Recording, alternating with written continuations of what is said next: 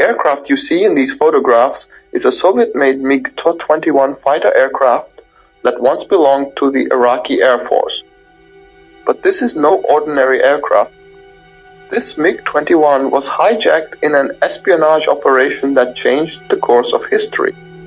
In this photo is Munir Redfa, the Iraqi pilot who smuggled the aircraft out of Iraq and caused the Arabs to be severely defeated in the Sixth War. The most difficult years of the Cold War, Israel is under constant tension with its Arab neighbors.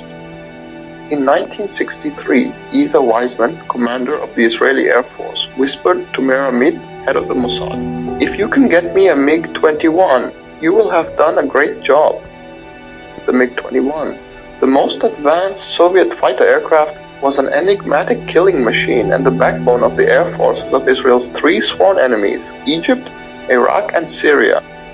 No country, not even the United States, knew anything about it, but everyone was afraid of this aircraft, whose characteristics were kept secret by the Russians. Obviously, Weizman wanted to have a look at the enemy's weapon, and so Focus, or Operation Diamond as it was known, began. The Mossad made offers to Egyptian and Iraqi pilots. They would sell their country for money and fly their MiG-21s to Israel. The first two attempts failed, but the third target, Iraqi pilot Munir Redfa, was different. Redfa, a Christian living with his family in Baghdad, warmed to the Mossad's offer. When Redfa showed interest in the plan, Amit flew to Rome and from a setup in a hotel room, watched his staff trying to persuade the pilot in another room.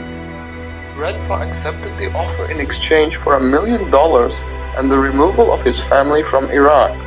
And on a hot August morning in 1966, Redfa took off from his base in Mosul on a training flight.